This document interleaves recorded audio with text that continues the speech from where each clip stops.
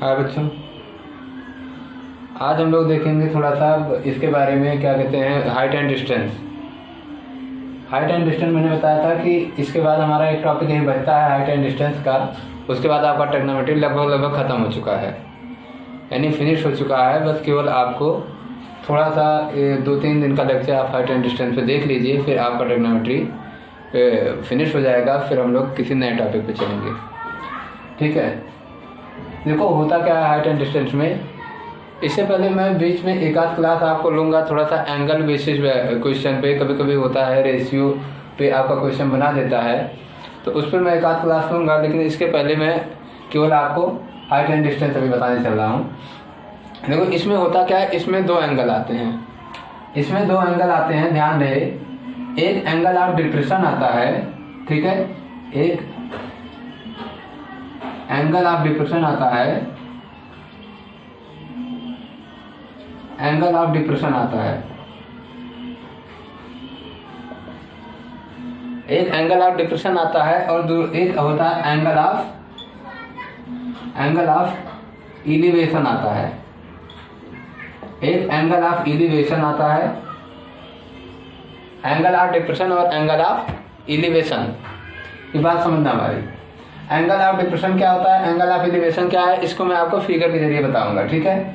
Figure के जरिए एक आप इसमें देखिए, एक आपका मान लो कोई ट्रायंगल हो, ठीक है, ऐसे समझ लो। ये मान लो, यानी कहने का मतलब हो कोई व्यक्ति, ऐसे समझना, मान लो कोई एक ये आपका एक बिल्डिंग है और इस बिल्डिंग में मान लो ये कोई व्यक्ति यहाँ पे आपका,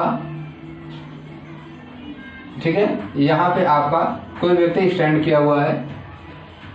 अब उस व्यक्ति को के अकॉर्डिंग अगर देखा जाए, अगर वो व्यक्ति आपके इस पॉइंट को देख रहा है, ठीक है, समझना,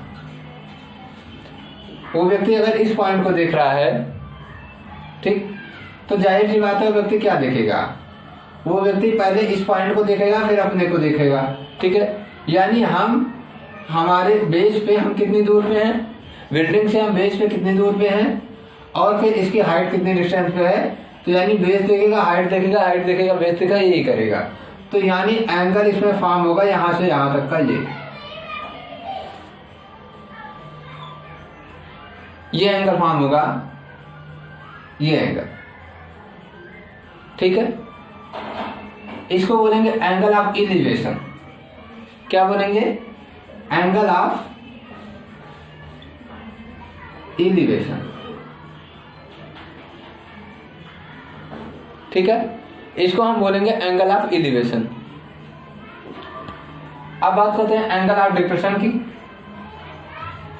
ये जो आपका एंगल ऑफ इलिवेशन, यानी कोई व्यक्ति जमीन पे है, हाइट को देख रहा है, हाइट में किसी भी वस्तु को अगर देखता है तो पहले तो अपने वो क्या करता है, हॉरिजॉन्टल देखने की कोशिश करता है, उसके बाद फिर वर्टिकली देखता है। हॉरिजॉन्टल और वर्टिकली जो देखता है उसके बीच में जो एंगल फॉर्म होता है उसको हम बोलते हैं एंगल ऑफ इलिवेशन। अब हम बताते हैं एंगल ऑफ डिप्रेशन क्या होता है। मान लो कोई एक व्यक्ति यहाँ खड़ा हुआ है, ठीक है, हमारी एक बिल्डिंग है, मान लो कोई बिल्डिंग है, इसके छत पे कोई एक व्यक्ति खड़ा हुआ है। अब ये व्यक्ति, सपोज कि ये व्यक्ति इस व्यक्ति को देखना चाहे, तो पहले ये व्यक्ति अपने इस डिस्टेंस को देखेगा, मतलब हम इसकी हाइट पे हॉरिजॉन्टली कितने हैं, हॉरिजॉन्टली देखेगा। अब हॉरिजॉन्टली देख के ये देखेगा फिर वर्टिकली। तो वर्टिकली अभी तो आप क्या देख रहे थे, अपर साइड में, तो एलिवेशन बन जाता था। अब आप निचली साइड में देखेंगे, यानी तो ये जो एंगल फॉर्म होगा ये होगा एंगल ऑफ डिप्रेशन। क्या होगा, एंगल ऑफ डिप्रेशन। ये एंगल आपका जो हो जाएगा एंगल ऑफ डिप्रेशन हो जाएगा। यहाँ पे ये एंगल आपका एंगल ऑफ एलिवेशन था और ये एंगल आपका एंगल ऑफ डिप्रेशन हो गया। बात समझ आई। अगर कोई व्यक्ति ऊपर से यानी हाइट से आपको मतलब लो पार्ट में आपको देखने की कोशिश करता है किसी भी आपको क्या किसी भी मटेरियल को देख रहा है, या मान लो जैसे कोई आपने एक बॉल देख लिया, आप छत पे खड़े हैं, छत से आपने एक बॉल देख लिया, तो उस बॉल को आप जब छत से देखेंगे तो आप सोचेंगे कितनी डिस्टेंस पे है। तो सबसे पहले आप क्या करेंगे, सामने खड़े हैं, सामने देखें, फिर नीचे से, ठीक है। तो ये अपने हॉरिजॉन्टल से जब आप उसके हॉरिजॉन्टल के वर्टिकली लो साइड में मतलब लोअर साइड में जाएंगे तो ऐसे जो एंगल फॉर्म होगा वो एंगल ऑफ डिप्रेशन कहलाएगा, क्योंकि वो डिप्रेस्ड हो रहा है, ठीक है। और अगर आप नीचे खड़े हैं छत की तरफ यानी ऊपर की साइड में देख रहे हैं तो एंगल ऑफ एलिवेशन कहलाएगा। ये आपका होता है एंगल ऑफ डिप्रेशन और एंगल ऑफ एलिवेशन। इसी चीज पे हमारा सवाल होता है, इसी चीज को हम आगे देखेंगे, ठीक है।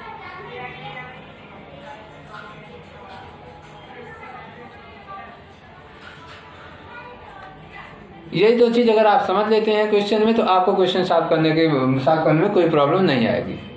जैसे एक क्वेश्चन मान लो मैंने यहाँ पे लिखा है, इसमें है कि अ tower stand vertically on the ground. एक एक स्टेप पढ़ो, उसको ड्रा करते चलो। अ tower stand vertically on the ground. एक कोई टावर है, ये ग्राउंड से वर्टिकली स्टैंड किया हुआ है, ठीक है। ये ग्राउंड है, अब ये ग्राउंड ऐसे मान लो है, इस ग्राउंड से वर्टिकली ये क्या है, टावर स्टैंड किया हुआ है, ठीक है। कह रहा from a point on the ground, यानी ग्राउंड के किसी भी पॉइंट से which is 15 metre away from the foot of the tower. Tower का फुट ये है, टावर के फुट से ये कह रहा है कि 15 मीटर अवे, यानी मान लो ये 15 मीटर है, टावर के फुट से 15 मीटर अवे की बात करो तो मान लो ये 15 मीटर है, ठीक है। और कह रहा है कि 15 metre away the angle of elevation. Angle of elevation मैंने क्या कहा, यानी नीचे से ऊपर को देखेगा। Angle of elevation of the top, किसके टॉप, ऑफ द टावर, यानी टावर के टॉप को देखेगा अगर कोई भी व्यक्ति तो उसका बनेगा क्या, एंगल ऑफ एलिवेशन बनेगा।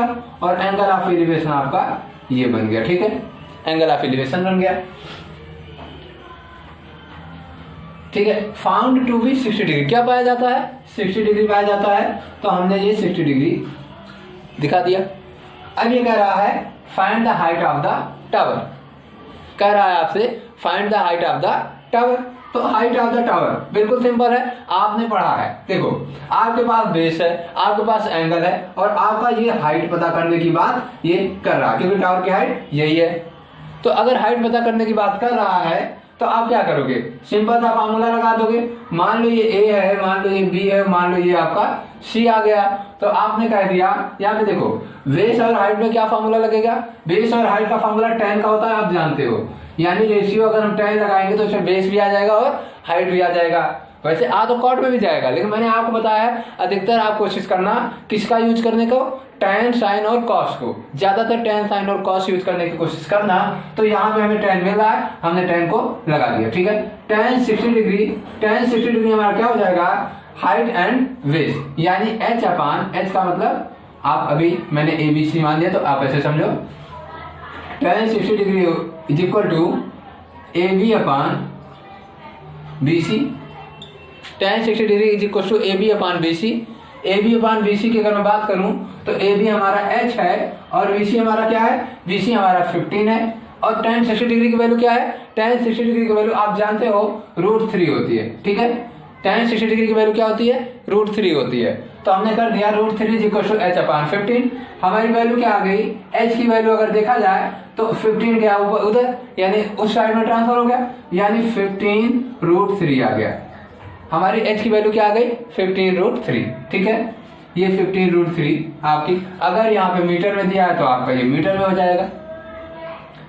वहां पे मीटर में आप 15 मीटर में दिया गया था, इधर देखो हाँ मीटर में, तो आपका मीटर में हो गया, यानी इतनी आपकी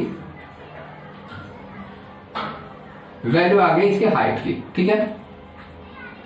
हाँ अगर आपका आंसर मान लो डेसिमल में दिया है तो कोई प्रॉब्लम नहीं, आप इसको डेसिमल में चेंज कर सकते हो। 15 मल्टीप्लाई बाय √3 की वैल्यू क्या होती है, 1.732। मल्टीप्लाई आप कर दोगे 15 टू 30 0, 15 से 45 348, और 15 से क्या होता है आपका 105 और 105 में आपने ये कितना हुआ था 4, 105 और 109 और 15 अंदर 15 25, ठीक है 3 पॉइंट पर डेसिमल, ये आपका आंसर आ गया, ये आपका हो गया आंसर, ठीक है समझ में आया। यानी 25.98 आपका आंसर आ गया 25.98 मीटर।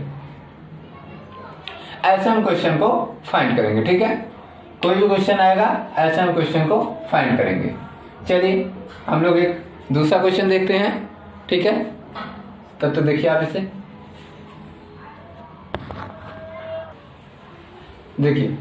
एक क्वेश्चन दिया है electrical pole is 10 metre high. क्या दिया है? Electrical pole is 10 metre high if it's shadow is 10√3 metre in length, find the elevation of the sun। Question आपके पास ये है, तो सिंपल सा क्वेश्चन है। जैसे जैसे मैंने कहा कि जैसे जैसे बोलता जाए वैसे वैसे आप फॉर्म करते जाओ, आपका क्वेश्चन एकदम आसानी से सॉल्व होता जाएगा। इसने कहा a electrical pole is 10 metre high, ठीक है। देखो मैं आपको बता दूं इसका जो एलिवेशन का मतलब होता है, ठीक है एलिवेशन का मतलब होता है उन्नयन कोण, एलिवेशन एंगल का मतलब होता है उन्नयन कोण, और क्या कहते हैं आपका जो ये होता है डिप्रेशन का मतलब होता है अवनमन, यानी डिप्रेशन एंगल का मतलब होता है अवनमन कोण। तो बात समझना, ये सीधे इसमें क्या कह रहा है कि electrical pole is 10 metre high, यानी एक इलेक्ट्रिकल पोल जो है ये 10 मीटर हाइट में है, तो ये 10 मीटर हाइट में हो गया, ठीक है 10 मीटर हाइट में हो गया। और फिर कह रहा है इफ इट्स शैडो, तो जाहिर सी बात है इसकी शैडो, बात हमारी समझना, शैडो किसी पोल की ऐसे नहीं बनती, मेरी बात गौर करना, शैडो किसी पोल की ऐसे नहीं बनती, समझो।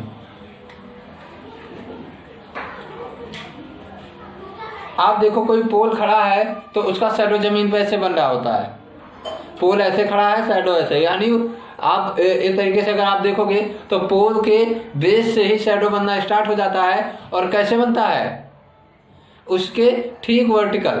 तो इसका मतलब है कि हमने वर्टिकली यानी हम जमीन पे देख रहे हैं, इसका शैडो बन रहा है, और 10√3 इसका शैडो बन रहा है। आपसे एंगल ऑफ एलिवेशन की बात कर रहा है, तो एंगल ऑफ एलिवेशन आपका ये बनेगा, एंगल ऑफ एलिवेशन आपका ये बनेगा, और एंगल ऑफ एलिवेशन मान लो थीटा है, तो आप थीटा के अकॉर्डिंग क्वेश्चन कर देंगे।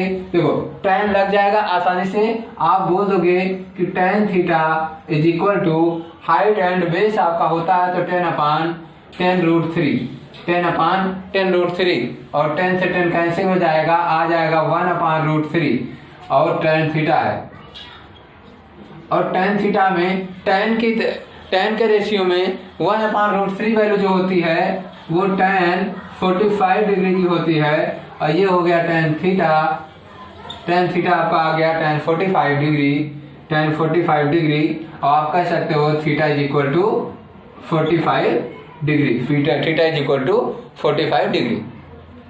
समझा, कुछ किया नहीं मैंने, उसने जो भी कहा था। शैडो हमें पता है, हम अगर इमेजिन करें तो किसी पोल का शैडो जमीन पे ही बनता है, या और उसके ठीक बेस से ही बनना स्टार्ट हो जाता है। यानी जैसे ये देखो ये पोल है, तो पोल का शैडो ऐसे बनता है, यानी जमीन से ही बनना स्टार्ट हो जाता है, ये यहाँ तक जाता है। तो जाहिर सी बात है कि जैसे ये वैसे ये जाएगा, ठीक है ये चीज।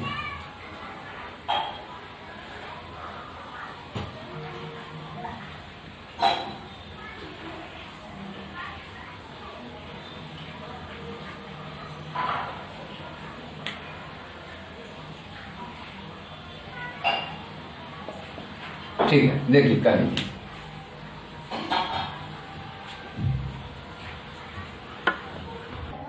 देखो एक क्वेश्चन दिया है कि a ladder edge is placed against a wall such that it just reaches the top of the wall, the foot of the ladder is 1.5 metre away from the wall, and the ladder is inclined at the angle of 60 degrees with the ground, find the height of the wall।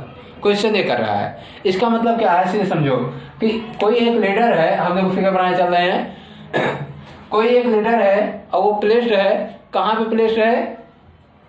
Against a wall, यानी एक ये देखो ये wall है, इस wall के against एक leader placed है ऐसे ये, ठीक है, सच that it just reaches the top of the wall, ऐसे प्लेस्ड है कि जैसे वॉल के टॉप पे पहुंच चुका हो, ठीक है, वॉल के टॉप पे पहुंच चुका हो। The foot of the ladder is 1.5 metre away from the wall, wall से 1.5 मीटर अवे है, यानी वॉल से 1.5 मीटर दूरी पर है ये लीडर का क्या? फुट, लीडर का फुट यहां से 1.5 मीटर की दूरी पर है। और फिर कह रहा है and the leader inclined at the angle 60 degree, यानी 60 डिग्री से इंक्लाइंड कर रहा है ग्राउंड को, ठीक है, लीडर ग्राउंड को 60 डिग्री से इंक्लाइंड कर रहा है। तो आप क्या कह सकते हो कि इस ग्राउंड से ये जो एंगल बन रहा है उसका लीडर का, तो कितना का? 60 डिग्री का बन रहा है। आपका 60 डिग्री हो गया और आपसे पूछ रहा है कि हाइट ऑफ द वॉल, यानी आपसे ये वैल्यू पूछ रहा है। देखो सेंटेंस कितना भी बड़ा हो कोई फर्क नहीं पड़ेगा आपको बस ध्यान देना है कि आप फिगर कैसे बना रहे हो। अगर आपने फिगर सारा सही बना लिया तो सेंटेंस कैसा भी हो आपको कोई दिक्कत नहीं करेगा, ठीक है। एक सिंपल सा फिगर बनाए इतने बड़े सेंटेंस के लिए, ठीक है। देखते हैं हमें हाइट पता करनी है। देखो हमारे पास एंगल है और हमारे पास एक बेस है, यानी हाइट पता करने के लिए हाइट अपॉन बेस वाला फार्मूला tan लग जाएगा। तो tan 60 डिग्री ये है और ये हो जाएगा height upon base 1.5 metre, 1.5 metre, ठीक है। √3 हो जाता है और ये हो जाएगा 1.5 मीटर। या h की वैल्यू अगर आप पता करना चाहोगे तो यहां चला जाएगा आपका वो पहले वाला आंसर जो आया था 25.98, ये एक डेसिमल हटा दो आगे क्योंकि यहाँ पॉइंट पहले 15 था, आपके 15 ना हो करके 1.5 है तो ये मीटर, ये आपका वाल की हाइट आ गई। और अगर आपसे हाइट पूछ लेता कहीं, मान लो हाइट पूछ लेता किसकी, लेडर की हाइट बताओ, अगर आपसे मान लो लेडर की हाइट पूछ लेता तो आप लेडर की हाइट क्या बताते? तब आप लेडर की हाइट के लिए आप ये फार्मूला ना लगा करके आप बेस और डायगोनल वाला फार्मूला लगा देते हैं, यानी बेस और हाइपोटेन्यूज वाला फार्मूला क्या होता है? बेस और हाइपोटेन्यूज का फार्मूला कॉस में होता है, तो कॉस में लगा देते तो आपकी सीढ़ी की आ जाती लेडर की, ठीक है। जैसे आपको पूछता वैसे आप लगाते। मान लो अगर पूछ भी लेता तो आप क्या करते?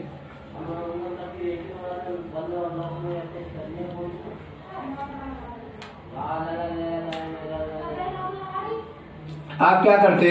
अगर बेस की बात कर लेता आपसे तो आप सिंपल सा था, आप कॉस लगा देते, कॉस 60 डिग्री, कॉस 60 डिग्री क्या हो जाता? कॉस 60 डिग्री आपका हो जाता 1.5 अपॉन बेस का मतलब क्या होता है? बेस मान लो, हाइपोटेन्यूज मान लो, h मान लो, ठीक है, हाइपोटेन्यूज हो जाता h मान लो, h आपने रख लिया। इसकी वैल्यू cos 60 डिग्री की वैल्यू 1/2 होती है, 1.5 अपॉन h हो जाता, h उधर जाता, 2 इधर मल्टीप्लाई होता, ये हो जाता 2 मल्टीप्लाई बाय 15 यानी 1.5 और h की वैल्यू हो जाती 3 मीटर, सॉरी h की वैल्यू हो जाती 3 मीटर। बात समझ में आया? जैसे आपसे क्वेश्चन करता वैसे आप इसका सॉल्यूशन देते, कोई विशेष दिक्कत आपको इसमें ना आती, ठीक है। देखिए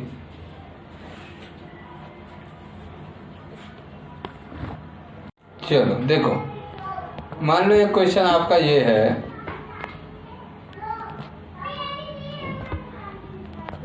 एक क्वेश्चन मान लो आपका ये है, कह रहा है कि फ्रॉम द टॉप ऑफ, देखो मैं अभी तक मैं आपसे चला था एलिवेशन वाले पे, ठीक है। अब एक आध क्वेश्चन हम लोग करते हैं डिप्रेशन वाले पे, फिर मिक्सचर करेंगे, ठीक है। तो अभी तो सिंपल सा मैंने 2-3 क्वेश्चन बताया एलिवेशन का, अब 1-2 क्वेश्चन आप डिप्रेशन का देख लीजिए, उसके बाद हम लोग आगे चलते हैं। देखो जैसे अगर आप from the top of the Cliff, Cliff का मतलब एक तरीके से चट्टान होती है। आप मान लो जैसे मान लो वाटर बॉडी में आप मूवमेंट कर रहे हो, ठीक है, तो आप वहाँ पे एक होती नहीं चट्टान, बीच में आपकी चट्टान दिख जाती है, तो वही क्लिफ आपका एक तरीके से है। तो उसी मान लो उसी चट्टान पे कोई बंदा कोई व्यक्ति बैठा हुआ है, और तो कौन बैठा आगे बताएगा। From the top of the cliff 90 metre high, यानी वो क्लिफ जो है वो 90 मीटर हाई है। The angle of depression of a boy, यानी बॉय का मतलब क्या होता है, उस क्लिफ से जो एंगल ऑफ डिप्रेशन हो रहा है, बॉय का मतलब क्या होता है, ये आपका एक तरीके से तैराक मान लो, जिसे वाटर में जो लोग तैरते वगैरह हैं, ऐसे ही व्यक्ति से रिलेटेड है ये, ठीक है। एज 30 डिग्री, तो मान लो ये चट्टान कोई है, ठीक है, मान लो ये आपका चट्टान मैंने ऐसे बना दिया कि हाइट चट्टान की ऐसे है, यानी आपकी क्लिफ की हाइट ऐसे है, जो भी है मोटी चीज है, जैसे भी होगी पानी के अंदर बाहर जो भी होगी, लेकिन ऊपर मैं बताना चाह रहा हूँ ये टॉप है इसका, और ये इसका बेस है यानी वाटर लेवल है, और यहीं पे कोई आपका ये वो है, ठीक है, ये आपका तैर रहा है यहाँ पे। और सॉरी, तो जाहिर सी बात है टॉप से अगर इसके डिप्रेशन को देखा जाएगा, टॉप से अगर इसके हम डिप्रेशन को देखते हैं, तो आप क्लियर कर लो कि डिप्रेशन आपका ऐसे ही बनेगा, पहले ऐसे जाएगा सीधा, वो पहले इसको देखेगा, ठीक है, ये ठीक, फिर आपको ऐसे नीचे आएगा, यानी ऐसे एंगल वो देख पाएगा। अपने फिट को थोड़ी ना देखेगा, इससे देखेगा तो कौन सा एंगल बनेगा, कोई एंगल नहीं बनेगा, यानी ऊपर से ये देखेगा फिर ये देखेगा, तो बीच में इसके बनेगा एंगल, ये एंगल बीच में बनेगा, ठीक है, बीच में ये एंगल बनेगा, और ये एंगल आपसे कह रहा है 30 डिग्री बन रहा है। अगर ये एंगल आपको 30 डिग्री बन रहा है, तो जाहिर सी बात है आप यहाँ से इसको मिला के देख लीजिए, देखो ये चीजें एक ही है, चाहे मैं नीचे से ऐसे देखूं, चाहे मैं ऊपर से ऐसे देखूं, यानी ये एक तरीके पैरेलल है, और पैरेलल में अगर कोई ट्रांसवर्सल लाइन आती है, तो इनके द्वारा अल्टरनेट इंटीरियर एंगल क्या होते हैं, अल्टरनेट इंटीरियर एंगल आपके क्या होते हैं, इक्वल होते हैं। यानी कहने का मतलब अगर ये 30 डिग्री, तो ये भी आपका क्या हो जाएगा 30 डिग्री, अगर ये आपका 30 डिग्री है, तो ये भी आपका क्या हो जाएगा 30 डिग्री, ठीक है।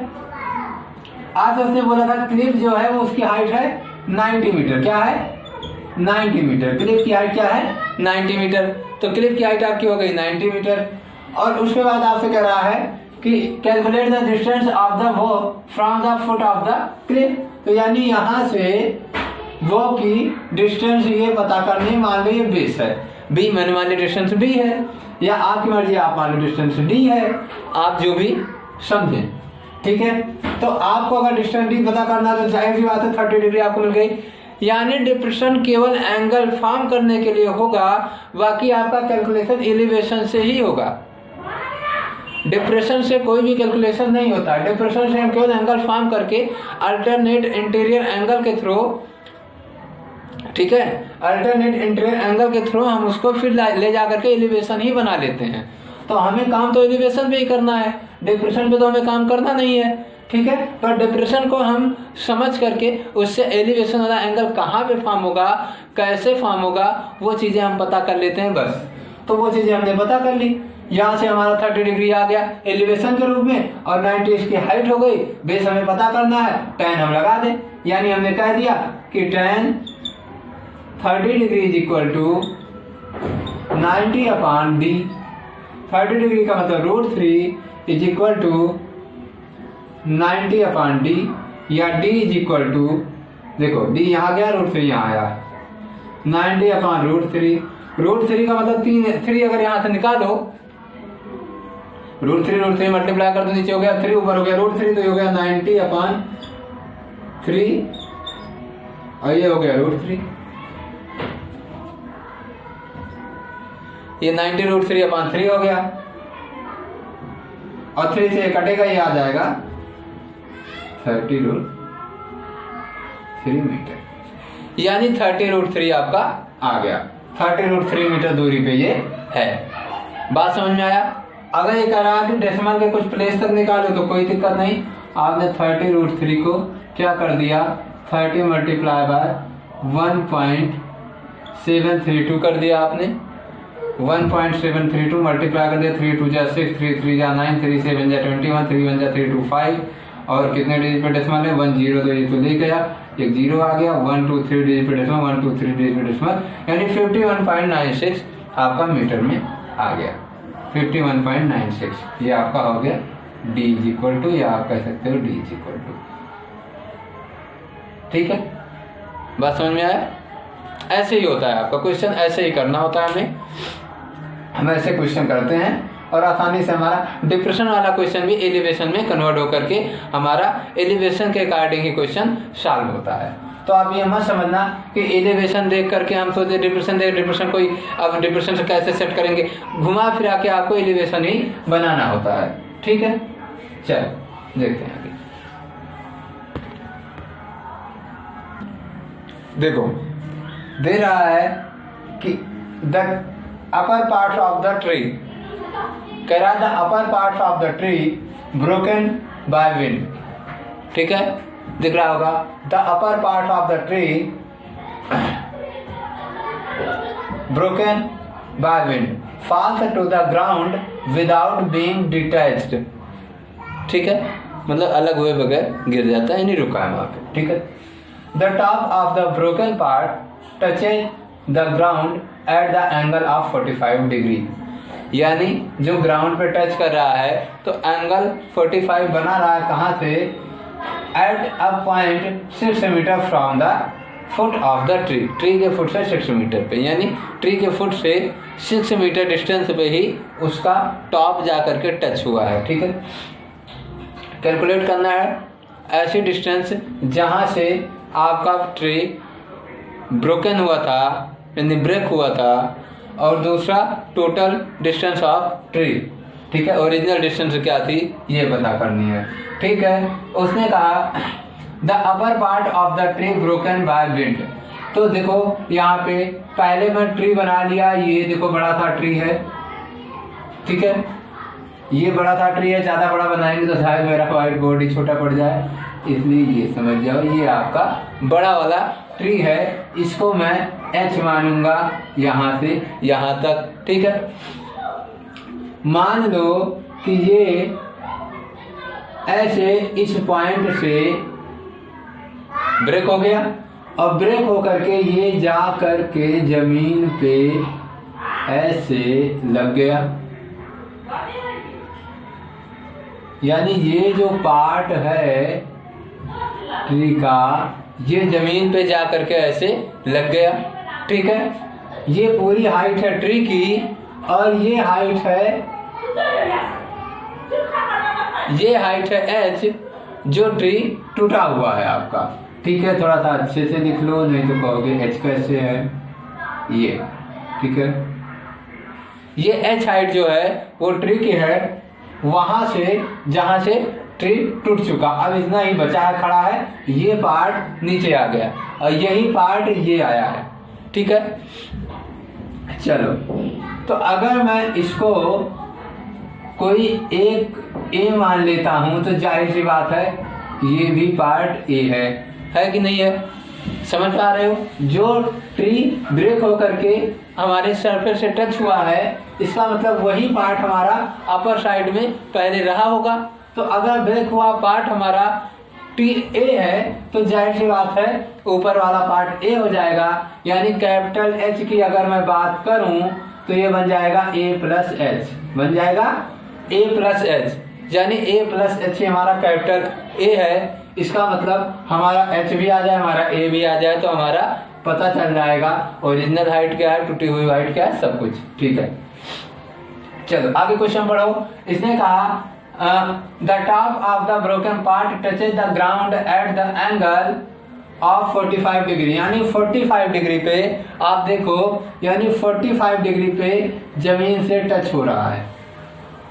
अगर ये जमीन से 45 डिग्री से टच हो रहा है और आपका ये कितना है, आपका ये है क्या बोलते हैं 6 मीटर डिस्टेंस पे है, 6 मीटर, तो जाहिर सी बात है आपको बेस मिल गया, आपको एक एंगल मिल गया, आपको पता करना है हाइपोटेन्यूज और आपको पता करना है हाइट। तो पहले हम tan निकाल के हाइट पता करते हैं। tan 45 degree is equal to h/6 या मैं बोल सकता हूँ 1 इज इक्वल टू h/6 या मैं बोल सकता हूँ h is equal to 6 metre. ठीक है, h आपका 6 मीटर आ गया पहला, बात समझ में आया। दूसरा में जहाँ पे कॉस लग जाएगा, यहाँ पे आपका कॉस लग जाएगा क्योंकि बेस और हाइट है तो हाइपोटेन्यूज है, तो आप कहोगे cos 45 degree is equal to 6/a या 1/√2 इज इक्वल टू 6/a या आप कह सकते हो a इज इक्वल टू 6√2। और 6√2 को आप चाहो तो तोड़ सकते हो, आप बना सकते हो इसे 6 मल्टीप्लाई का 1.414 या आप कह सकते हो 6 4 जा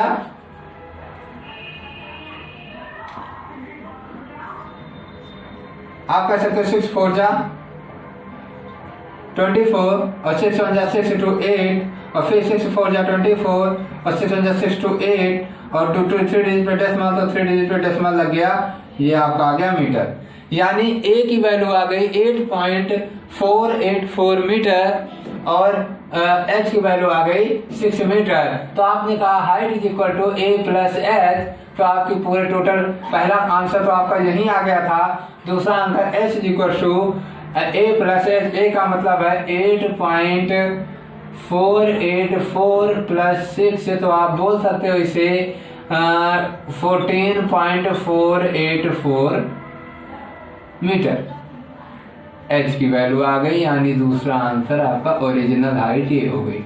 ओरिजिनल हाइट आपकी है 14.484 मीटर और आपका जो जहां से पार्ट आपका ट्री का ब्रेक हुआ था वहां तक की जो हाइट है वो है 6 मीटर। ठीक है, यानी टूटा हुआ पार्ट जो है उसकी हाइट है 8.48 मीटर। ठीक है, ये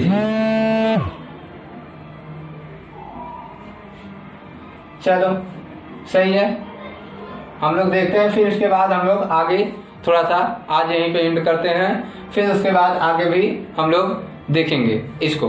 लगभग ये 3-4 दिन चलेगा क्योंकि टफ टॉपिक है, उसके बाद फिर हम लोग आगे देखेंगे। ठीक है, ओके, थैंक यू।